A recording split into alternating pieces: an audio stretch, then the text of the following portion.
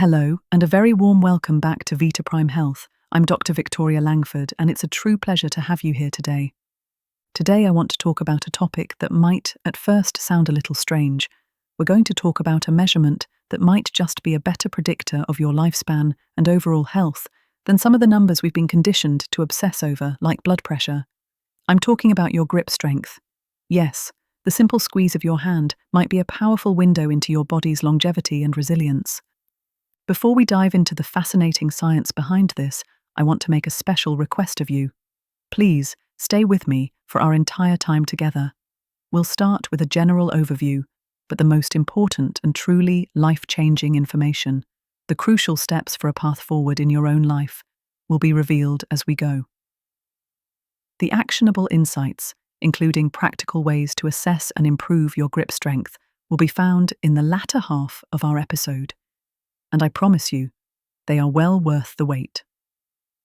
I want this to be a conversation. The topic of male health is so often a solitary journey, but it doesn't have to be. I'd love to hear your thoughts and any questions you have about this topic.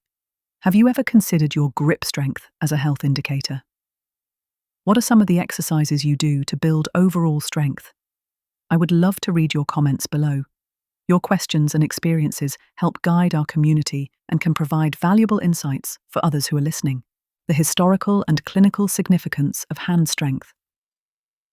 For much of human history, a strong grip was not a metric for longevity. It was a matter of survival. From lifting heavy stones to build shelter, to wielding tools for farming and hunting, the strength of our hands was directly tied to our ability to live and thrive.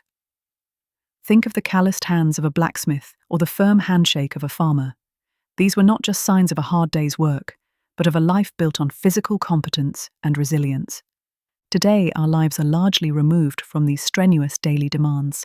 Yet, the deep connection between our hand strength and our overall well-being remains. Modern medicine has begun to recognize the profound insights that a simple grip strength test can provide.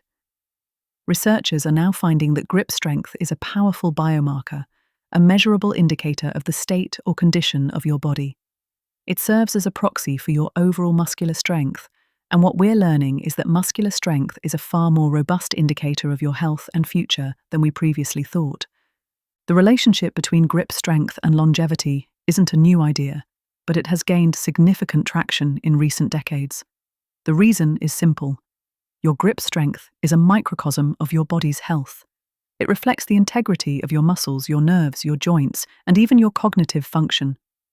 When we lose muscle mass and strength as we age, a process known as sarcopenia, it doesn't just affect our ability to lift objects, it impacts our metabolic health, our bone density, and our hormonal balance.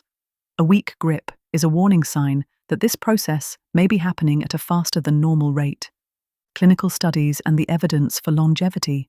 The evidence for this connection is not anecdotal, it's backed by a growing body of robust clinical research.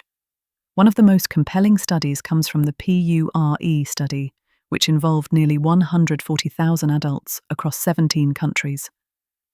This massive multi-year study found that a decrease in grip strength was associated with a higher risk of heart attack, stroke, and early mortality, independent of other risk factors like blood pressure and physical activity.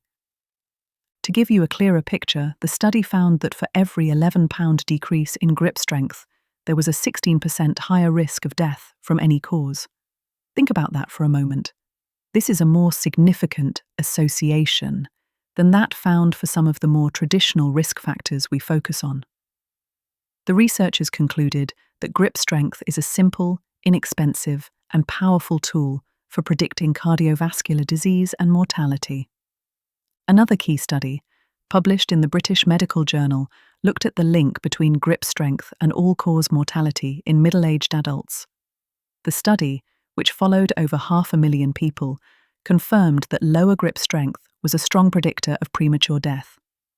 They even found that grip strength was more strongly associated with premature death than systolic blood pressure, a metric we rely on so heavily. Why is this? It's because your muscle mass is not just about strength, it's an endocrine organ.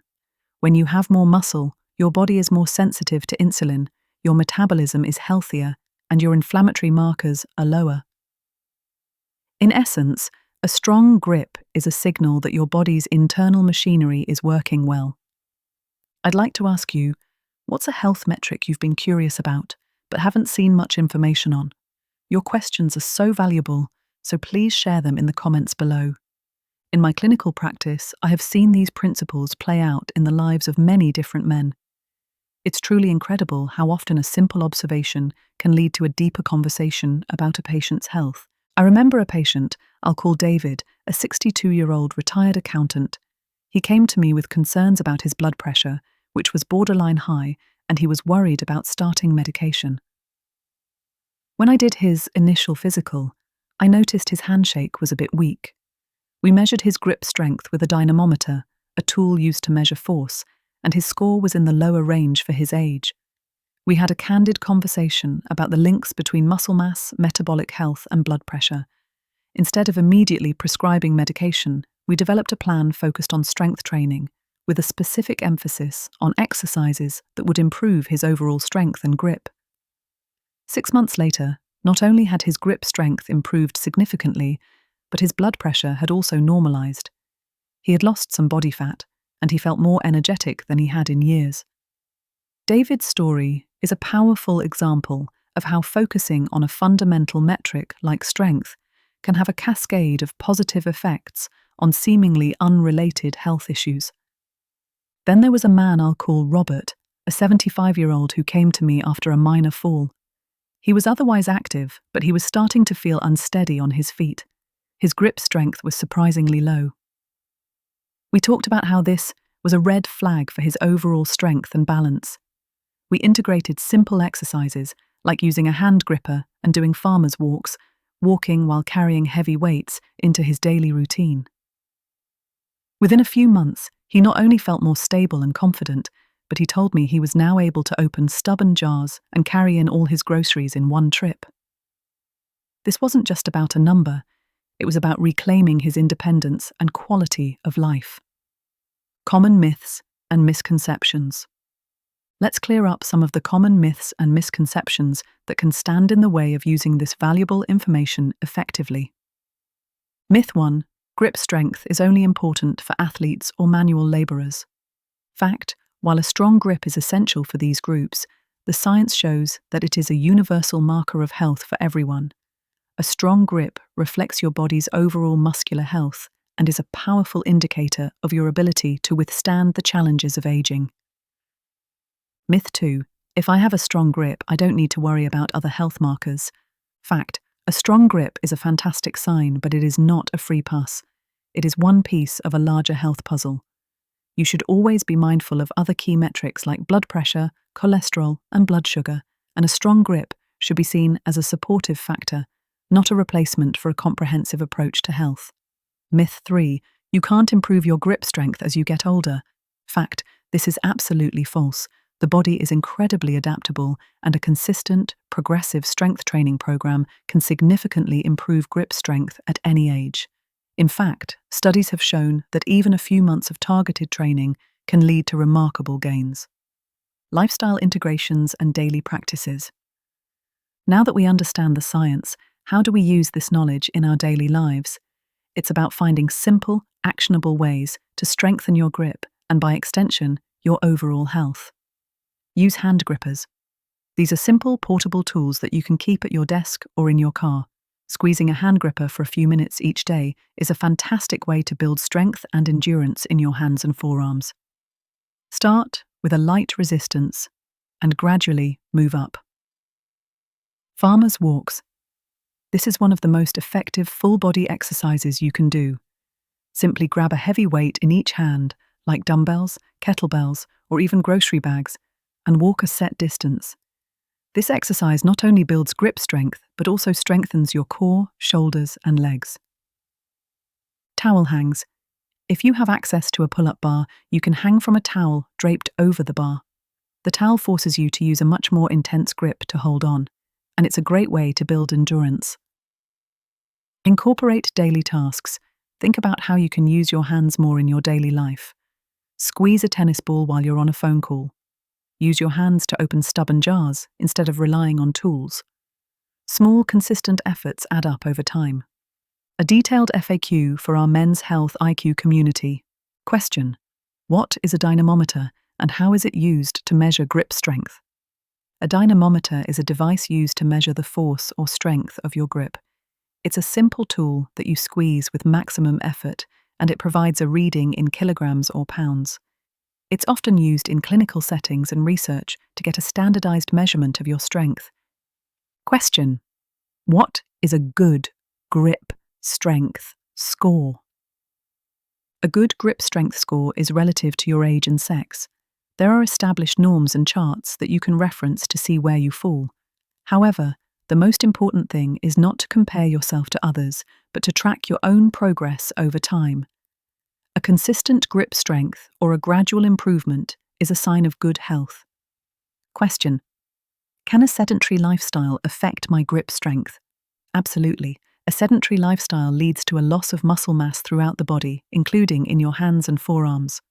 Since grip strength is a reflection of overall muscular health, a lack of physical activity will almost certainly lead to a weaker grip over time. Question: what is the connection between grip strength and brain health? This is a fascinating area of research. Several studies have shown a correlation between lower grip strength and a higher risk of cognitive decline and dementia. While the exact mechanism is still being studied, it's believed that grip strength is a good indicator of your body's overall health and the health of your nervous system, which is crucial for cognitive function. Question: can I have a strong grip but still have a weak core? Yes, it's certainly possible. A strong grip is an indicator of overall muscular strength, but it's not a guarantee that every muscle group is equally strong. It's important to have a balanced training program that addresses all major muscle groups, including your core. Question: why is my grip strength different on my dominant and non-dominant hands? It is perfectly normal for your grip strength to be slightly higher in your dominant hand. Most of us use our dominant hand more often for daily tasks, which naturally leads to greater strength. The goal is to work to balance the strength between both hands to prevent imbalances and improve overall function. As we draw our conversation to a close today, my dear friends, I hope this discussion has brought a sense of curiosity and a new sense of possibility. The world of men's health is expanding in such exciting ways, and we are no longer limited to old myths. Remember, whether you choose to make a small change to your daily routine or to embark on a more significant journey with a medical professional, the path to health begins with intention. It starts with a commitment to yourself, a willingness to be vulnerable, and the courage to make small, proactive changes. This journey of wellness, of living fully and vibrantly, is one we embark on together. If today's discussion resonated with you, if it offered a fresh perspective or inspired you to make a gentle change, I would be so honored if you would join our ever-growing VitaPrime Health family. Please, subscribe to our channel right now. It's a simple act that ensures you'll receive all our future episodes, each designed to empower you with evidence-based insights and heartfelt support for your well-being. And if you know someone, a cherished family member, a dear friend, or perhaps a valued neighbor who might also find comfort, inspiration, or valuable insights here, I would be deeply grateful if you would share this episode with them. Your sharing helps us extend our embrace, fostering a larger community dedicated to thriving at every age. Let's continue to support each other on this beautiful path. Thank you always for your precious time, your trust, and your unwavering commitment to your own health journey. Until we meet again, take exquisite care of yourselves and keep cultivating that wonderful vitality.